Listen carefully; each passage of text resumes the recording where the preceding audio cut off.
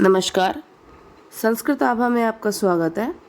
आज हम सुंदोपसुंद कथा अर्थात सुंद और उपसुंद नामक राक्षसों की कहानी को पढ़ेंगे।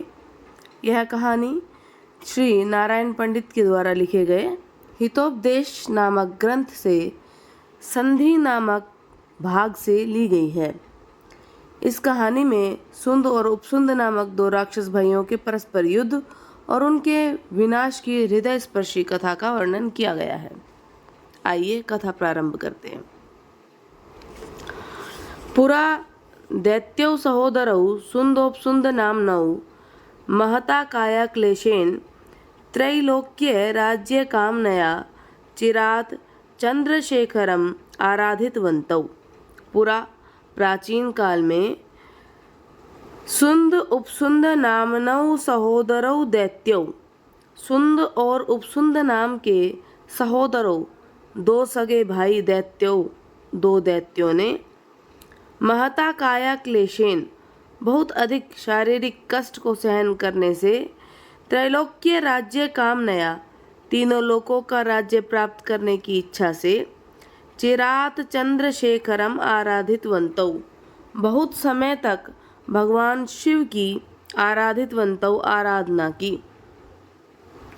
ततः तयोः भगवान परितुष्टः सन् वरं वरयताम इति उवाच।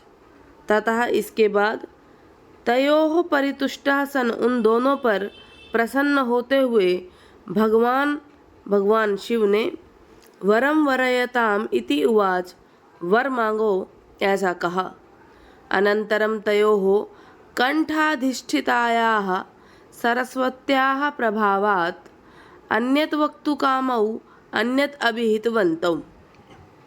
इसके बाद तयोः कंठ अधिष्ठितायाः उनके कंठ में बैठी हुई सरस्वत्याः प्रभावात् माता सरस्वती के प्रभाव से तौ अन्यत् वक्तुकामौ वे दोनों अन्य वक्तुकामों कुछ और ही कहने की इच्छा करते हुए अन्यत अभिहितवन्तौ कुछ और ही बोल बैठे। यत आवयोः भगवान परितुष्टः तदा स्वप्रियां पत्नीं परमेश्वरो ददातु। यदि हम दोनों पर भगवान परितुष्ट आप प्रसन्न हैं तदा तो परमेश्वर हे भगवान आप स्वप्रियां पत्नी पार्वतीं अपनी प्रिय पत्नी पार्वती को ददातु हमें दे दीजिए। अथ इसके बाद भगवता क्रुद्धेन वरदानस्य आवश्यकतया विचार विमूढ़योः पार्वती दत्ता। इसके बाद क्रुद्धेन भगवता क्रुद्ध हुए गुस्से में आए हुए भगवता भगवान शिव ने वरदानस्य आवश्यकतया वरदान की आवश्यकता से विचार मूढ़योः पार्वती प्रदत्ता। विचार मूढ़ को उन सुंद और उपसुंद नामक उन मूर्खों को पार्वती प्रदत्ता पार्वती दे दी। ततः तस्या रूप लावण्य लुब्धाभ्यां मनसो उत्सुकाभ्यां पापतिमिराभ्यां मम इति अन्योन्यं कलहमानाभ्यां प्रमाण पुरुषः कश्चित् पृच्छताम इति मतौ कृतायाम। तथा इसके बाद तस्याः रूप लावण्य लुब्धाभ्याम उस पार्वती के रूप और सौंदर्य से लुब्धायाम रूप और सौंदर्य के लालची मनसा उत्सुकाभ्याम मन से उत्कंठित हुए पाप तिमिराभ्याम पाप रूपी अंधकार वाले मम इति अन्योन्यम कलहमानाभ्याम यह मेरी है इस तरह एक दूसरे से कलहमानाभ्याम झगड़ते हुए उस सुंद और उपसुंद के द्वारा कश्चित प्रमाण पुरुषः पृच्छताम इति कि किसी प्रामाणिक पुरुष से पूछा जाए इति इस प्रकार से मतौ कृतायाम इस प्रकार से मत किया गया ऐसा उन दोनों ने विचार कर लिया। स एव भट्टारको वृद्ध द्विज रूपः समागत्य तत्र उपस्थितः। स एव भट्टारको वही देवता शिव वृद्ध द्विज रूपः बूढ़े ब्राह्मण का रूप धारण करके तत्र समागत्य वहां आकर उपस्थित हो गए। अनंतरम इसके बाद आवाभ्याम इयं स्वबललब्धा कस्य इयम् आवयोः भवति इति ब्राह्मणं पृच्छताम्। अनंतरम इसके बाद आवयोः कस्य, ये हम दोनों में से किसकी है, इयम इसे स्वबल लब्धा, इसे आवाभ्यम हम दोनों ने स्वबल लब्धा अपने बल से प्राप्त किया है। इसके बाद वे दोनों उस बूढ़े ब्राह्मण का रूप धारण किए हुए भगवान शिव से पूछने लगे कि हम दोनों के द्वारा इसे अपने बल से प्राप्त किया गया है, तो ये हम दोनों में से किसकी है। इति, इस प्रकार से ब्राह्मणम पृच्छताम, उन्होंने ब्राह्मण से पूछा। ब्राह्मणो ब्रूते, ब्राह्मण ने कहा, ज्ञान श्रेष्ठो द्विजः पूज्यः क्षत्रियो बलवान अपि धन धान्य अधिको वैश्य शूद्रस्तु द्विज सेवया।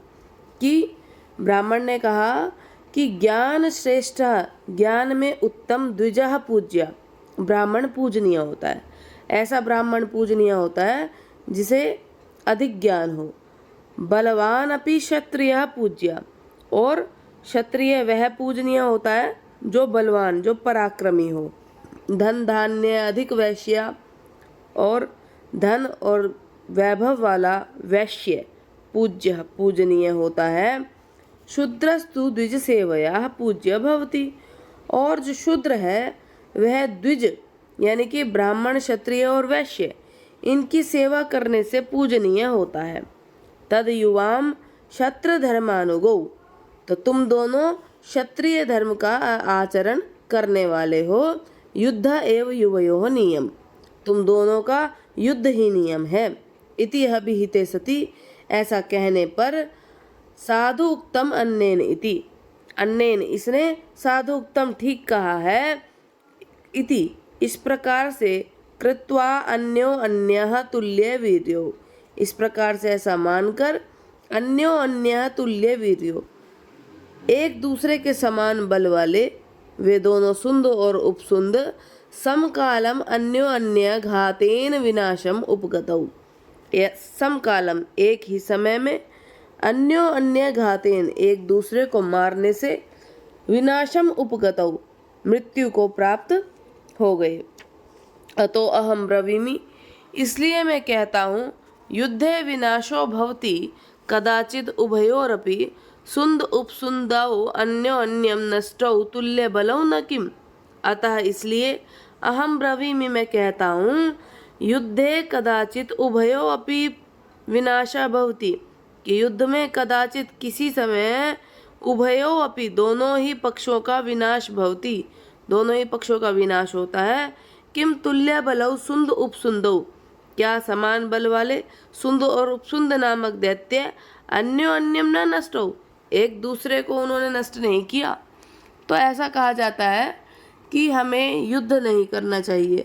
अब ये युद्ध चाहे मौखिक हो या शारीरिक हो, दोनों ही प्रकार के युद्ध में दोनों ही पक्षों की हानि होती है। धन्यवाद।